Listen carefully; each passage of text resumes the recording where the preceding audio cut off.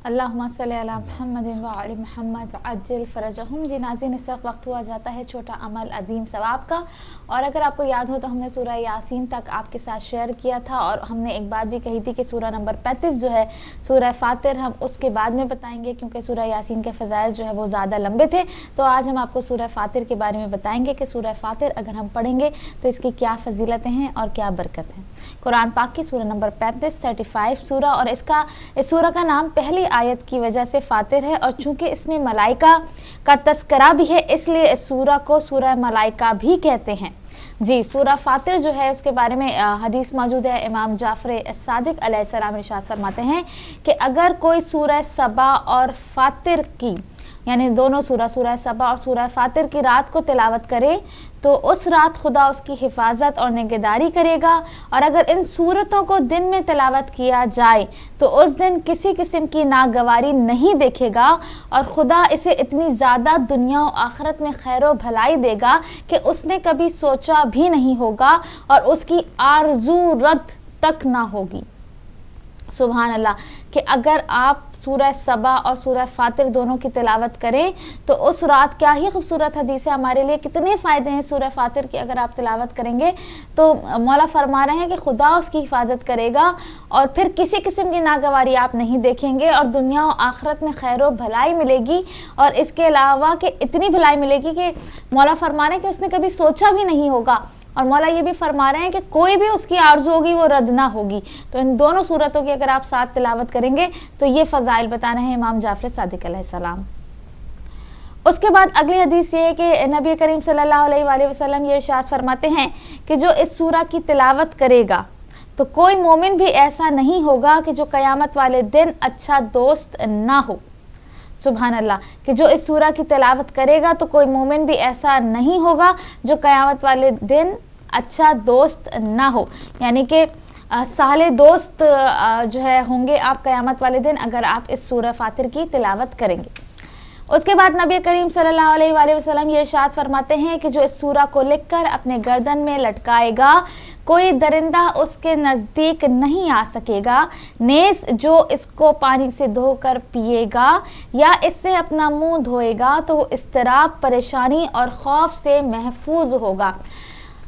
परेशानी है, इस्तराब है, बेचैनी है, सुकून नहीं मिलता दिल को, तो फिर ये सूरह जो है सूरह फातिर सूरह नंबर 35 है कुरान पाक की, आप इसके पानी से जो है अपना मुंह धोएं या तो पानी में दम कर लें या लिखकर उसको धोएं, जैसा कि पहले भी कई दफ़ा बताया जा चुका है।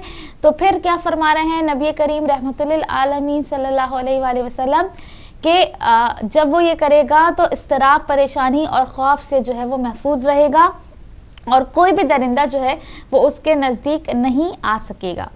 उसके बाद अगली हदीस सूरह फातिर के बारे में नबी करीम रसूल खुदा सल्लल्लाहु अलैहि वसल्लम ये इरशाद फरमाते हैं कि जो तकर्रुब खुदावंदी के कस से इस सूरह, यानी कि मकसद से इस सूरह फातिर की तिलावत करेगा तो क़यामत वाले दिन बहिश्त के 8 दरवाज़े फरियाद करेंगे कि ये हमसे गुज़र कर जन्नत में जाए।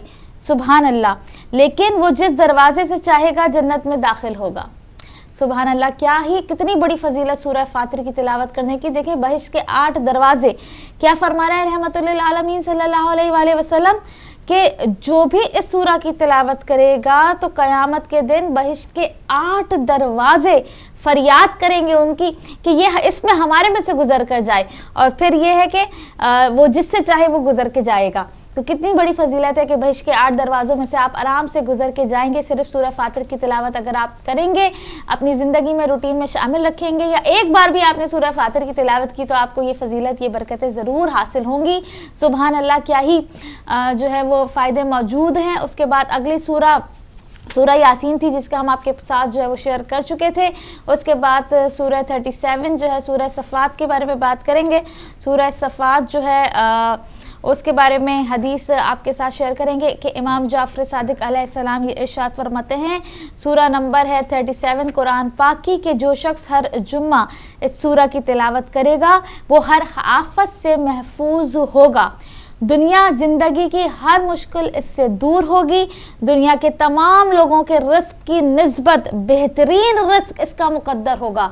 सुभान अल्लाह। सूरह नंबर 37 सूरह सफ़ात की अगर आप तिलावत करेंगे तो क्या ही खूबसूरत हदीस मौजूद है हमारे पास इमाम जाफ़र सादिक अलैहिस्सलाम की।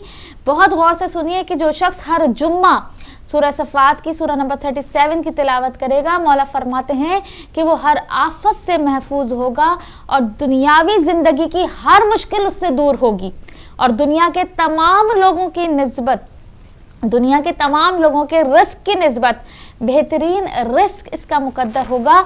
इसके माल, औलाद और जिस्म पर अल्लाह ताला किसी शैतान और जाबिल सुल्तान का कोई जुल्म नहीं होने देगा और अगर दिन या रात को मर जाए तो खुदा उसे शहीद उठाएगा और उसे शहादत की मौत नसीब करेगा और उसे जन्नत में शहीदों का मुकाम और मंजिलत अता करेगा। सुभान अल्लाह। देखें सूरह के फ़ज़ाइल देखेंगे, अगर आप जुम्मे के दिन सूरह नंबर 37 की अगर आप ये तिलावत करते हैं तो इसमें सारी चीज़ें आपके लिए शामिल हैं, हर चीज़ आपके लिए शामिल है। क्या फरमा रहे हैं मौला के दुनिया जो भी आपकी दुनियावी मुश्किलात हैं, एक तो हर आफत से महफूज रखेगा। हमारी यही दुआ होता है परवरदिगार आलम हर आफत से हमें महफूज रखना, कोई नाकानी आफत हमारे घर में ना आए, हमारे घर वालों में ना आए, सबको अपनी हिफ्ज़ व अमान में रखना, हमारी यही दुआ होती है ना। तो जब हम इसकी तिलावत करेंगे तो परवरदिगार आलम आपको हर आफत से महफूज रखेगा और उसके बाद मौला क्या फरमाते हैं कि उसकी हर दुनियावी मुश्किल हल होगी।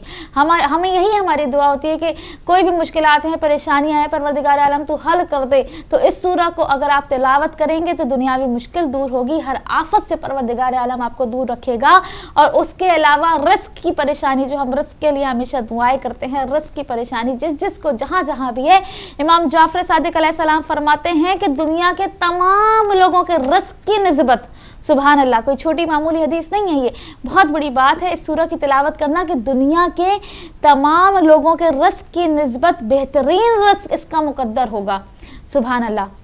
अब आपको कोई हिफाजत की, आप अपनी हिफाजत चाहते हैं, दुनिया और आखिरत की मुश्किलात को दूर करना चाहते हैं, रिस्क की फरावानी चाहते हैं और इसके अलावा अगर आप शहादत की मौत चाहते हैं कि आपको शहादत की मौत नसीब हो और फिर मौला फरमाते हैं कि जन्नत में शहीदों का मुकाम और मंजिलत पाएगा, तो फिर आप सूरह सफ़ात की तिलावत करें, सूरह नंबर 37 कुरान पाक की, और जुम्मे के दिन जो इसकी तिलावत करेगा तो ये तमाम फजीलतें जो है वो उसको ज़रूर हासिल होंगी।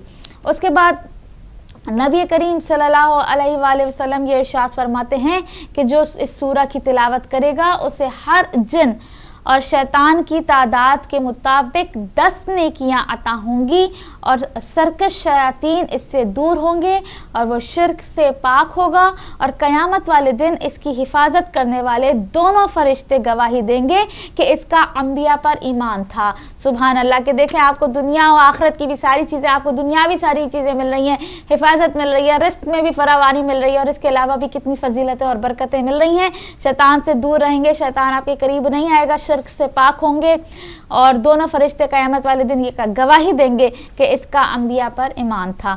सुभान अल्लाह। उसके बाद इमाम मूसा काज़िम अलैहिस्सलाम ये इरशाद फरमाते हैं कि अगर मरज़ुल मौत में मुब्तला शख्स पर इस सूरा की तिलावत की जाए तो खुदा इसकी रूह आसानी और नरमी के साथ कब्ज़ करेगा। इसके लिए भी जो है बहुत ज़्यादा फ़ायदेमंद है, ये भी इसकी एक फ़जीलत है। उसके बाद एक और किताब में मौजूद है बुरहान में जिल्द 6 में कि जो इस सूरा की तिलावत करने वाले को अल्लाह ताला तमाम जिनों और शैतानों की तादाद के मुताबिक नेकियां अता करेगा। और फिर जो सूरह यासीन और सूरह सफ़ात यानी कि सूरह नंबर 36, सूरह नंबर 7 जो है सूरह सफ़ात और सूरह यासीन की जुम्मे के दिन तिलावत करे और फिर अल्लाह सुब्हानहू तआला से सवाल करेगा तो उसका जो सवाल होगा अल्लाह सुब्हानहू तआला उसे अता करेगा। देखें कि ये मौजूद है बहरुल अनवार जिल्द 92 में कि जो भी सूरह यासीन और सूरह सफ़ात यानी सूरह 36 और 37 की जुम्मे के दिन तिलावत करेगा और फिर अल्लाह सुब्हानहू तआला से कोई भी सवाल करेगा तो उसका जो सवाल भी होगा अल्लाह उसे अता फरमाएगा। आप सूरह यासीन को पहले भी हम कई बार कह चुके हैं अपनी हाजत के लिए पढ़ा करें और इसमें भी ये मौजूद है कि जब आप दोनों सूरतों को साथ पढ़ेंगे जुम्मे के दिन और फिर अल्लाह रब्बुल इज़्ज़त के हुजूर जो भी कोई आपकी नेक आरजू है, जो भी कोई आपकी नेक ख्वाहिश है, कोई भी आपका सवाल है, कोई भी आपकी दुआ है, वो अब रब्बुल इज़्ज़त से मांगेंगे तो फिर उस सवाल को परवरदिगार आलम ज़रूर सुनेगा जो भी सवाल होगा अल्लाह उसे अता करेगा। तो ज़रूर आप जुम्मे के दिन इन दोनों सूरतों की तिलावत कीजिएगा। जो मुश्किल है, जो परेशानी है, अल्लाह के हुजूर तलब कीजिएगा, परवरदिगार आलम आपको ज़रूर इनायत फरमाएगा। आगे बढ़ते हैं अगली सूरह नंबर 38 कुरान पाक की सूरह स्वात। उसके बारे में आपको बताते हैं कि जो हर शब जुम्मा, मेरा ख्याल है अभी ख़बरों के लिए भी टाइम मुझे छोड़ना है, आज प्रोग्राम थोड़ा सा लेट हो गया, उसके लिए हम आपसे माज़रत चाहेंगे और सूरह स्वात की सिर्फ 2 अहादीस शेयर करते हैं। इंशाअल्लाह कल इसको कंटिन्यू करते हैं। दुनिया और आखिरत की भलाई के लिए इसके फ़ायदे बताते हैं कि जो हर शब जुम्मा सूरह स्वात की तिलावत करेगा तो इसे इस कदर दुनिया और आखिरत की भलाई नसीब होगी जो अम्बिया और मुकर्रब फरिश्तों के अलावा किसी को नसीब नहीं हुई। सुभान अल्लाह। नाज़रीन देखें, कुरान पाक के फ़वाइद देखें। आपके घर में कुरान पाक मौजूद है फ़कत इसलिए कि आप तब उसको खोलते हैं कि जब किसी का चेहलम हो, किसी का सोयम हो, किसी का 10वां हो या किसी को बख्शना हो या रमज़ान हो। इसके अलावा कुरान पाक को खोलने की हमें तौफीक नहीं होती। दुआ ये है अल्लाह रब्बुल इज़्ज़त हमें तौफीक इनायत फरमाए कि हम कुरान पाक की तिलावत करें। जितने ख़जाने, जितने फ़ज़ाइल, जितनी बरकतें कुरान पाक में छुपी हैं, अब तक हम सूरह नंबर 38 तक पहुंच चुके हैं और आपके सामने सारी फजीलतें बयान कर चुके हैं अब तक अहादीस की रोशनी में। और आगे देखें कि इसमें बेशुमार ख़जाने, हमारी दुनिया और आखिरत की तमाम मुश्किलात का हल कुरान पाक में मौजूद है। यही मैसेज होता है इस छोटे अमल अजीम सवाब में कि कुरान पाक की तिलावत रूटीन में रखें।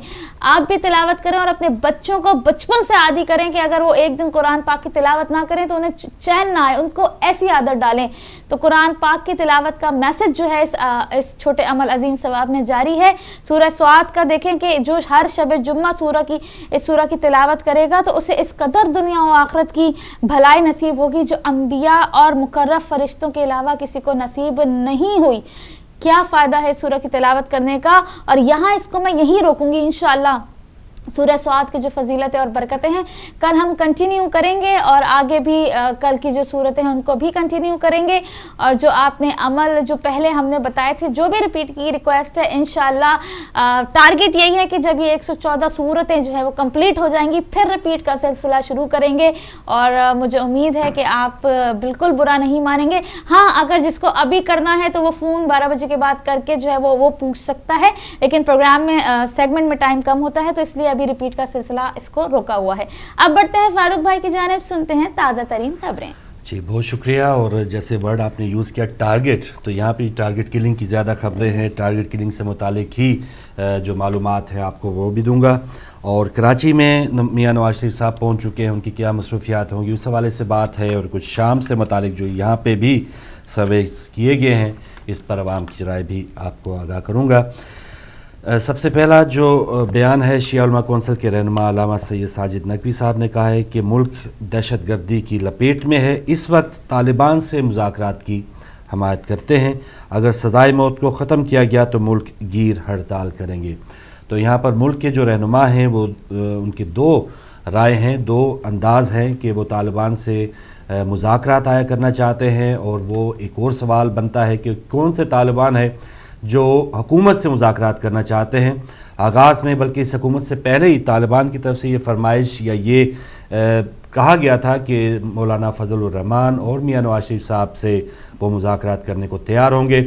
लेकिन इस हुकूमत के आने के बाद अभी तक कोई ऐसा अमल सामने नहीं आया। पहले ये एक अंदिया दिया गया था हुकूमत की तरफ से कि ऑल पार्टीज़ कॉन्फ्रेंस होगी और उसके बाद फिर फैसला किया जाएगा कि आया तालिबान से मुज़ाकरात किए जाएंगे नहीं किए जाएंगे। और किन तालिबान से जो पाकिस्तान के आइन को नहीं मानते, जो पाकिस्तान के कई जो कीमती जाने हैं, चाहे वो सिविलियन अफराद हों चाहे फ़ौजी हमारे भाई, उनको कई हज़ारों की तादाद में शहीद कर चुके हैं। तो क्या उन लोगों से मुज़ाकरात करना ठीक है या उनको पहले ये ज़रूर कहा जाए कि आप अपने हथियार फेंक दें, पाकिस्तान के आइन को माने और पाकिस्तान की जो सालमियत है उसको आप शर्मंगेज़ी के साथ नुकसान ना पहुंचाएं, तो तब हम आपसे मुज़ाकरात करने को तैयार हैं, फिर तो बात बनती है। लेकिन जो तालिबान या जो गिरोह पाकिस्तान ही को या पाकिस्तान के ही वजूद को तस्लीम करने को तैयार नहीं है, तो फिर उनसे मुज़ाकरात जो हैं वो एक सवालिया निशान है। और वो किस नहज में और किस अंदाज़ में वो मुज़ाकरात पर कायम भी रहेंगे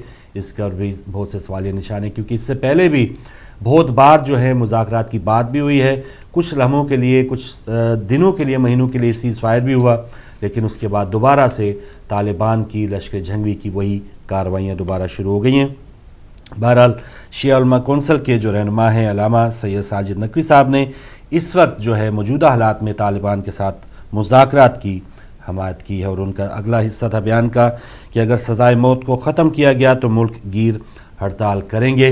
तो वैसे अमली तौर पे अगर उसको कागज़ी तौर पे ख़त्म नहीं किया गया, लेकिन हमें कहीं भी सज़ाए मौत 2008 से लेके आज तक किसी भी ऐसे मुजरम को सज़ाए मौत की कोई इत्तला नहीं है, किसी को भी सज़ाए मौत नहीं दी गई। अब सज़ाए मौत को ख़त्म या वक्ती तौर पे उसको टाला ज़रूर गया है, क्योंकि पिछले ही दिनों एक बहुत अहम फांसी दी जाने वाली थी फैसलाबाद जेल में उस्मान नामी एक दहशतगर्द को 24 अगस्त को, लेकिन वज़ीर आज़म मियां नवाज शरीफ साहब के हुक्म के बाद उस फांसी को मुअत्तल कर दिया गया, और अब ये मामला दोबारा एक खिटाई में पड़ता नज़र आ रहा है कि जो मुजरम 8000 के करीब पाकिस्तानी जेलों में ऐसे मुजरम मौजूद हैं कि जो सज़ाए मौत के मुंतज़र हैं, और उनको क्यों सज़ाए मौत नहीं दी जा रही। यही कैदी बहुत से लोगों को कत्ल कर चुके हैं, बहुत से लोगों के कत्ल में वो मतलूब हैं, मतलूब रहे हैं, फिर गिरफ़्तार हुए, और तमाम छान फटक के बाद, बहुत सी अपीलों के बाद वो इस नहज तक पहुँचे हैं कि उनको सज़ाए मौत किसी जज ने हिम्मत करके सुनाई है। तो फिर अब ये जो काम है इंतज़ामिया का कि उनको करार वाक़ई सज़ा दी जाए, तो फिर ये इसमें क्या रुकावट हो सकती है, क्या किन लोगों की खुशनुदी के लिए ये हमारे जो कायदीन है वो सज़ाए मौत पर अमल दरामद नहीं करवाना चाह रहे। ये भी एक इंतज़ार है कि काश हमारे जो कायदीन हैं, हमारी जो मौजूदा हुकूमत है, उनमें इतनी हिम्मत पैदा हो कि जो कैदी हैं, जो मुजरम हैं, अगर वो पाकिस्तान की धरती पे वो नहत्ते लोगों को कत्ल कर सकते हैं, तो अगर वो पकड़े गए हैं तो उनकी भी जो सज़ा बनती है उसको ज़रूर देना चाहिए। यहाँ पर ये रुकावट है। अल्लामा साहब ने कहा है कि अगर इसे ख़त्म किया गया तो मुल्क गिर हड़ताल करेंगे। तो मुल्क गिर हड़ताल करने के लिए उनके लिए भी और भी बहुत सी ऐसी वजूहात हैं। अगर उनकी सियासी जमात, उनकी मजहबी जमात ऐसी ताकत रखती है कि वो मुल्क भर में कोई ऐसी हड़ताल या एक ऐसा अपना पैगाम दे सकते हैं पाकिस्तानी अवाम को, तो शिया टारगेट किलिंग पे भी उनको मुल्क गिर हड़ताल करना चाहिए। जो जगह जगह कराची से लेके पेशावर तक, पारा चिनार, स्कर्दू, गिलगित, हर जगह ये शिया किलिंग जारी है। लेकिन हमारी जो क़यादत है उस हवाले से अपने अपने वो उनके अंदाज़ हैं, अपने अपनी वो डेट्स देते हैं। जिस तरह मैं मजलिस वहादत मुस्लिमीन के जो रहनुमा अल्लामा अमीन शहीदी साहब, उनका ये कहना है कि 8 सितंबर को पाकिस्तान बचाओ रैली में 1 लाख अफराद शरीक होंगे। तो 8 सितंबर को मजलिस वहादत मुस्लिमीन की तरफ से पाकिस्तान बचाओ रैली उसका इजरा होगा, उसका आगाज़ होगा, जो टेक्सला से इस्लामाबाद तक मार्च करेगा। और इसमें अल्लामा अमीन शहीदी साहब फरमा रहे हैं कि 1 लाख अफराद शामिल होंगे। तो 1 लाख जब वो ख़ुद कह रहे हैं तो वो समझ रहे हैं कि शायद अगर 10,000 के करीब लोग आ जाए तो ये उनकी मेहरबानी होगी। लोग क्यों नहीं आते, एक तो ये बहुत बड़ा सवाल है, और फिर दूसरा सवाल ये है कि उनको बुलाने वाली जो ताकतें हैं या जो क़यादतें हैं वो आखिरकार 2-3 प्लेटफॉर्म्स पे क्यों हैं। जो मकसद है इन तीनों जो बड़ी जमातें हैं, मजहबी शिया जमातें हैं, उनका मकसद तो यही है कि जो शिया वहाँ पर आबादी, उनके हकूक़ का तहफ़्फ़ुज़, उनके जान और माल का तहफ़्फ़ुज़ के लिए अमली तौर पर इक़दामात करना। मुख्तलिफ़ सियासी जमातों से उनका गठजोड़ भी हुआ, इलाक़ भी हुए पिछले इलेक्शन में, लेकिन फिर भी हमें उसके कोई समरात वाज़ेह तौर पे नज़र नहीं आए। आगे कुछ खबरें शिया किलिंग से मुतालिक हैं तो आपको बखूबी पता चल जाएगा कि हमारे जो भी इल्हाक़ हुए हैं, जहाँ भी हमने किसी भी सियासी जमात के साथ कुछ ना कुछ गिव एंड टेक किया है, उसका फ़ायदा उस जमात को, उस सियासी जमात को तो हुआ है, लेकिन शिया जो अवाम है उसको कोई तहफ़्फ़ुज़ नहीं मिला। और ख़ुद इन्हीं पर अल्लामा अमीन शहीदी साहब पे ही एक हमला होने वाला था ईद के दिन बाराखू में, जो अमीन शहीद के वजह से, उनकी बहादुरी की वजह से वो नाकाम हुआ। तो एक भी पुलिस वाला अगर बाहर मस्जिद के सामने ना हो तो ये हम सब की नाकामी है। हम सब जो 5 करोड़ अफराद हैं उनमें से अल्लामा साहब फरमा रहे कि 1 लाख अफराद वहाँ पे शरीक होंगे। तो अगर वो 1 लाख भी शरीक हुए तो बहुत बड़ी बात है। क्या ही अच्छी बात होती कि 2-3 जो हमारी क़यादतें हैं वो मिल के किसी ऐसी रैली का एहतमाम करते, ऐसे जुलूस का, ऐसे जलसे का एहतमाम करते जिसमें चलें 5 करोड़ में से अगर 5 लाख अफराद भी होते तो वाज़ेह पैगाम کوئی حکومت کی طرف جا سکتا تھا، لیکن ہم 1 لاکھ ایک جگہ جمع ہونے کی بات کرتے ہیں، کوئی 10-20 ہزار ایک جگہ جمع ہو گئے. جب تک ہم مل کے ایک پلیٹ فارم پہ نہیں آئیں گے تو دہشت گرد جو ہے ان کے لیے بہت آسان ہے، اور حکومت کے لیے بھی ان کو کوئی پریشانی کی بات نہیں ہے کہ شیعہ کلنگ ہو رہی ہے، چاہے لاہور میں ہو رہی ہو چاہے کراچی میں ہو رہی ہو، تو ایک ایک کر کے مارے جا رہے ہیں. اور حکومت جو ہے ان کو نہ پچھلی حکومت کو کوئی پرواہ تھی اور نہ اس حکومت کو کوئی پرواہ ہے. کلنگ سے متعلق کچھ خبریں. گلشن اقبال کراچی میں لشکر جھنگوی کی فائرنگ سے اعجاز حسین شہید ہو گئے. اور کراچی میں ایک اور خبر کہ لشکر جھنگوی کی فائرنگ سے ظہیر حسین شہید ہوئے. تو 2 کل شہادتیں ہوئی ہیں. لاہور میں بی بی پاک دامن مزار کے قریب فائرنگ سے ڈاکٹر صغیر نوانی زخمی ہوئے ہیں. تو لاہور کراچی یہ 2 بڑے شہر ہیں، یہاں پر بھی بہت بڑی بڑی وارداتیں ہو چکی ہیں. بی بی پاک دامن مزار وہاں کی جو سیکیورٹی ہے، وہاں کے جو انتظامات ہیں، وہ ظاہر ہے وہاں کی جو مرکزی حکومت اور صوبائی حکومت یہ بھی ان کی ذمہ داری ہے، اور پھر وہاں کی جو انتظامیہ ہے ان کی بھی ذمہ داری ہے کہ وہاں پر جو بھی زائرین آتے ہیں ان کی جان کا ضرور تحفظ کیا جائے. اور ظاہر ہے یہ جو ایسے مزارات ہیں کہ جہاں پر شیعہ جو مومنین ہیں ان کی آمد و رفت ذرا زیادہ ہے، تو وہاں پر جو کلرز ہیں ان کی بھی نظر ہوگی، تو وہاں پر کچھ حفاظتی اقدامات کی بہت سختی سے ضرورت ہے. اب پنجاب حکومت اس سے ہم کیا کہہ سکتے ہیں کہ جس کے خود جو وزیر قانون ہیں ان کی جو آپ نے مختلف تصاویر بھی دیکھ چکے ہیں لشکر جھنگوی کے دہشت گردوں کے ساتھ، ایسے کلرز کے ساتھ، اور ایسی پنجاب حکومت کی پروسیکیوشن بھی دیکھ چکے ہیں آپ کے ملک اسحاق جیسے لوگ جو 100 سے زائد قتل کر چکے ہیں، خود اقرار کر چکے ہیں.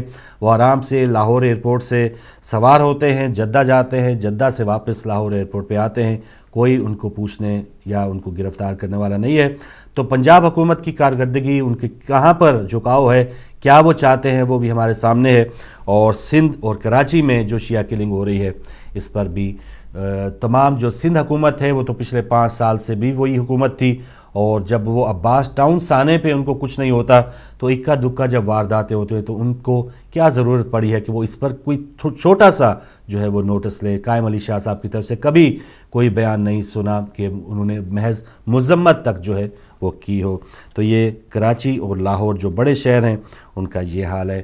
کراچی کے حالات کو ٹھیک کرنے کے لیے، ان کو بہتر کرنے کے لیے وزیر اعظم پاکستان میاں نواز شریف صاحب اب کراچی پہنچ چکے، اور اس وقت بتایا جا رہا ہے کہ وہ گورنر ہاؤس میں موجود ہیں اور ان کو وہاں کے حالات سے متعلق بریفنگ دی جا رہی ہے.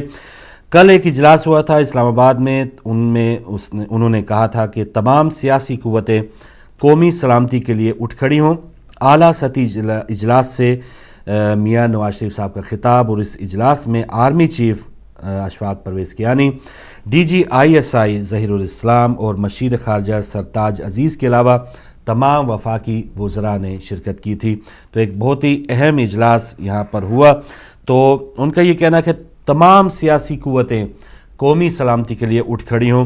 تو سیاسی قوتوں کے ساتھ ساتھ وہ ایسی قوتیں جو قومی سلامتی کو مانتی نہیں، اگر ان کے حوالے سے میاں نواز شریف صاحب نے اپنی زبان نہیں کھولی اور کوئی اقدامات جو ہیں وہ نظر نہیں آئے، تو پھر سیاسی قوتوں کو بھی شاید پتہ ہے کہ ایسی آل پارٹیز کانفرنسز کا بھی کوئی فائدہ نہیں ہے، اور ان آرمی چیف کو بھی پتہ ہوگا، ان ڈی جی ISI کو بھی پتہ ہوگا کہ جو ہمارے وزیر اعظم ہیں، جو ان کی جماعت ہے، وہ کون سا مینڈیٹ لے کے آئی اور کن لوگوں کی خوشنودی وہ اب اگلے 5 سال میں حاصل کرنے کی کوشش کریں گے. تو یہاں پر ایک محض اخباری طور پہ یا ایک اجلاس کی صدارت کر کے ایک بیان دے دینا یہ بہت آسان ہے، لیکن عملی طور پہ اب 2-3 ماہ ہو چکے ان کی حکومت کو، ہمیں فی الحال کچھ نظر نہیں آ رہا. اب اللہ کرے کہ وہ حالات کو دیکھیں، اور پاکستان سے متعلق بھی ان کا جو درد ہے وہ ہمیں کہیں نہ کہیں نظر آئے. نہ ان کے قومی خطاب سے کچھ نظر آیا، نہ ابھی تک کے جو اقدامات ہیں. کراچی وہ گئے ہیں، کل کابینہ کا اجلاس بھی وہیں پہ ہوگا. بہت اچھی بات ہے، 2 دن وہ کراچی میں رہیں گے، بلکہ 2 دن کیا ان کو چاہیے کہ کم سے کم 20 دن وہاں پہ کراچی میں رہیں. ان کا پتہ چلے کہ روزانہ 10-12 جو شہادتیں ہو رہی ہیں وہ کس طرح ہو رہی ہیں، کس علاقے میں ہو رہی ہیں. کسی نہ کسی ماں کو وہ ضرور مل کے آئے، کسی یتیم بچے کے سر پہ ہاتھ ضرور پھیر کے آئیں. لیاری کراچی ہے، گلشن اقبال آج کراچی میں کلنگ کی بات ہوئی ہے، تو یہاں علاقوں میں جائیں. ہیلی پیڈ پہ گورنر ہاؤس چلے جانا، وزیر اعلیٰ ہاؤس چلے جانا، اجلاس ایک بند کمرے میں وہاں پر ایئر کنڈیشن اجلاس آپ نے اٹینڈ کر دیے. چند لوگ کھڑے ہوں گے، وہ سب اچھا ہے کہ روٹین بتا کے یا یہ بتا کے کہ ایڈیشنل آئی جی صاحب کراچی نے انہوں نے کہا ہے کہ پولیس کو بھی ٹارگٹ کلنگ کا نشانہ بنایا جا رہا ہے، اور اس پر آپ اندازہ لگا سکتے ہیں کہ جب پولیس والے خود کہہ رہے ہیں کہ ہمیں خود جی خطرہ ہے ٹارگٹ کلر سے، تو جو بچانے والے ان کا یہ حال ہے، تو پھر جو ایک عام نہتے لوگ ہیں، شہری ہیں، جن کے پاس نہ اسلحہ ہے نہ کوئی سرپرستی حکومت کی، تو وہ اپنی جان کس طرح بچا سکتے ہیں؟ جن کے کوئی رشتہ دار، کوئی عزیز و اقارب دیگر علاقوں میں تھے وہ تو وہاں پر نقل مکانی کر چکے، لیکن جن کا اور کوئی علاقہ، جن کا کوئی اور رشتہ دار ملک کے دیگر حصوں میں نہیں ہیں، تو وہ تو کراچی میں کسی ایسی گولی کے انتظار میں ہیں کہ اگر کوئی بھی گولی اٹھے گی، کسی بھی حوالے سے اس پر گولی چلائی جا سکتی ہے کہ وہ اس کے مسلک کا نہیں ہے، وہ اس کی زبان نہیں بولتا، وہ اس کے رنگ کا نہیں ہے، تو وجوہات مارنے کی 100 ہیں، بچانے کی کہ انسانیت کو قتل کرنا ایسا، ایک انسان کو قتل کرنا ایسا ہے کہ ساری انسانیت کو قتل کرنا، تو اس کو بتانے والا، اس کو جاننے والا وہاں پر شاید کوئی نظر نہیں آ رہا۔ تو وزیر اعظم 2 دن کراچی رہیں گے، اللہ کرے کہ ان کو واقعی صحیح جو حقائق ہیں وہ بتائے جائیں، بلکہ بتائے کیا جائیں، ان کو پتہ ہے، سارا کچھ پتہ ہے، وہ ایسی تنظیموں سے متعلق آپریشن کا حکم دیں، اور یہ بھی بات ہو رہی تھی کہ کراچی میں فوج آئے یا نہ آئے، یہ بھی اب دیکھتے ہیں کہ اونٹ جو ہے وہ کس کروٹ بیٹھتا ہے۔ وہ ایم کیو ایم کی بات مانتے ہیں، پیپلز پارٹی کو بھی ناراض نہیں کرنا چاہتے کیونکہ سندھ میں ان کی حکومت ہے۔ تو میاں نواز شریف صاحب کا یہ شروع میں سٹانس ایسا لگ رہا ہے کہ جیسے خیبر پختونخوا میں تحریک انصاف کو انہوں نے ٹائم دیا ہے، سندھ میں پیپلز پارٹی کو ٹائم دیا ہے، پنجاب ان کے پاس ہے، یہ تو 62% علاقہ جب پاکستان کا ان کے پاس ہے، وزیر اعظم وہ خود بن چکے ہیں، تو جہاں پر دیگر جو صوبائی حکومتیں ہیں وہ جو کچھ کر رہی ہیں وہ سارا جو کریڈٹ ہے یا ڈس کریڈٹ ہے وہ تو انہی کے پاس جائے گا۔ تو ابھی تک مجھے نہیں نظر آ رہا کہ کوئی بھی خیبر پختونخوا کے ضمنی انتخابات میں آپ نے دیکھا کہ تحریک انصاف کی پرفارمنس کیا تھی، پیپلز پارٹی جو ہے وہ دن بدن جو ہے اس کی تنزلی ہو رہی ہے، تو آپ دیکھ سکتے ہیں کہ اس پر کون زیادہ خوش ہو سکتا ہے، وزیر اعظم پاکستان یا نون لیگ ہی اس پر ہی زیادہ خوش ہو سکتی، تو انہوں نے ان کو ٹائم دے رکھا ہے کہ آپ دیکھ رہے ہیں کچھ اور وقت حکومت کریں، عوام کو بھی آپ کی پرفارمنس کا پتہ چلے، کیونکہ عوام کے حوالے سے یہی ہے کہ عوام جو ہے انہوں نے جذباتی انداز میں اور روایتی انداز میں، آپ کو یاد ہوگا نواز شریف صاحب نے ابھی وزیر اعظم بھی نہیں بنے تھے کہ پشاور کے حوالے سے یا خیبر پختونخوا کے حوالے سے انہوں نے کہا کہ انہوں نے عوام نے جذباتی فیصلہ کیا ہے، سندھ کے عوام نے روایتی فیصلہ کیا ہے، پنجاب کے عوام نے عقل مندانہ فیصلہ کیا تھا۔ تو اب دیکھیں کہ وہ جو جذباتی لوگ تھے یا جو روایتی لوگ تھے وہ اپنی مدد آپ کے تحت وہ کیا کر سکتے ہیں۔ وفاقی حکومت 2 دن کا وہاں پہ ڈرامہ ہوگا، فوٹو سیشن ہوگا، اس کے بعد وزیر اعظم صاحب واپس آ جائیں گے، اور عوام جو ہے وہ ایک بار پھر کسی نہ کسی دہشت گرد کے انتظار میں ہوگی۔ ایڈیشنل آئی جی کی بات میں نے بتا دی ہے، پاکستانی رینجرز کے ڈی جی نے سپریم کورٹ میں بیان دیا ہے کہ کراچی میں گزشتہ دور حکومت میں اسلحہ سے بھرے 19,000 کنٹینرز کراچی آئے، جس کی وجہ سے یہاں اسلحہ عام ہے۔ تو اسلحے کی بھرمار کراچی میں ڈی جی رینجرز کی اس رپورٹ کے مطابق کہ 19,000 کنٹینرز جو ہیں اسلحے کے بھرے ہوئے کراچی میں بانٹے گئے، سمجھے قسم کے۔ شاہد خاقان عباسی وفاقی وزیر پیٹرولیم، ان کا یہ کہنا ہے کہ پاک ایران گیس پائپ لائن منصوبے پر ہر صورت عمل ہوگا، اس ماہ وہ ایران بھی جائیں گے۔ تو بٹوین دا لائن جیسے اس سے پہلے بھی ایک دن خبر دی تھی کہ وہاں جو شرائط ہیں پاک ایران گیس پائپ لائن منصوبے کے وہ اتنے زیادہ سخت ہیں کہ جس حکومت نے یا جس ملک نے 1 جنوری 2015 تک اپنے کام مکمل نہیں کیے، یعنی اس پاک ایران گیس پائپ لائن منصوبے میں جس حکومت نے اپنا کام مکمل نہیں کیا تو اس کو یومیہ $30 لاکھ جو ہے وہ جرمانہ ادا کرنا پڑے گا۔ اگر ایران نے اپنا کام مکمل نہیں کیا، یعنی جو پائپ جو کھدائی ہے یہ سارا جو اپنا ایک تخمینہ تھا اس کو مکمل نہیں کیا، تو وہ ایران جو ہے وہ پاکستان کو یومیہ $30 لاکھ دے گا اگر 1 جنوری 2015 تک یہ معاملہ شروع نہیں ہوتا، اور پاکستان نے اگر یہ کام شروع نہیں کیا تو پاکستان ایرانی حکومت کو $30 لاکھ یومیہ دے گا۔ تو ویسے تو وزیر صاحب نے کہا ہے کہ منصوبے پر ہر صورت عمل ہوگا، اگلے مہینے وہ جا رہے ہیں، بلکہ اسی مہینے ایران جا رہے ہیں، تو یہاں پر جیسے قومی اسمبلی میں بات ہوئی تھی کہ وہ ان شرائط کو نرم کرنے کی بات کریں گے، تو پاکستان کے حوالے سے اور اس حکومت کا جو سٹانس ہے کہ ایران پائپ لائن منصوبے کو وہ کس انداز میں دیکھتے ہیں اور وہ کتنی جلدی میں ہے کہ اس کو ختم کیا جائے، تو اس پر بھی آپ دیکھ سکتے ہیں۔ تو اب یہ جو آگے جو جرمانوں کی بات ہے اس پر دیکھتے ہیں کہ ایرانی حکومت پاکستان کی اس حکومت کو کیا جواب دیتی ہے۔ انٹرنیشنل خبروں میں جلدی سے इराक, अलजायर, बरतानिया, इटली, यूनान, रूस और स्पेन समेत कई ममालिक में अवाम ने शाम पर अमरीका के हमले के ख़िलाफ़ मुज़ाहरे किए हैं। ईरान के साबिक़ सदर आयतुल्लाह हाशमी रफसंजानी ने कहा है कि शाम के ख़िलाफ़ अमरीका की पॉलिसी ख़ित्ते के लिए ख़तरनाक है। अमरीका जंग तो कर सकता है लेकिन ख़त्म करना उसके बस की बात नहीं है। वज़ीर-ए-आज़म कैमरून ने कहा है कि शाम पर हमले के लिए पार्लियामेंट से दोबारा वोट नहीं लिया जाएगा। ये उनके तर्जुमान का बयान था। अमरीकी वज़ीर ख़ारजा सेनेटर जॉन केरी ने कहा कि बशार अल-असद हुकूमत के कीमियाई हथियारों के इस्तेमाल के शवाहिद मिले हैं, जबकि शामी नायब वज़ीर ख़ारजा फैसल मिक़दाद ने कहा है कि हथियार अमरीकी हमायत याफ्ता मुसल्लह गिरोहों ने उनके पास से मिले थे। कोलोराडो अमरीका में छोटा तैयारा गिर कर तबाह, जिसमें 12 अफराद हलाक हुए। और खेल की खबरों में पाकिस्तान और जिम्बाब्वे का आज पहला टेस्ट मैच जारी है। पाकिस्तान के 40 रन पर 3 खिलाड़ी आउट हो चुके हैं और आज खेल का पहला दिन है। ये खेल की खबरें थी। कुछ दीगर खबरें और दीगर जो मीडिया की कारकर्दगी है उस पर भी बात करनी है, क्योंकि आज का हमारा टॉपिक है आज का मीडिया।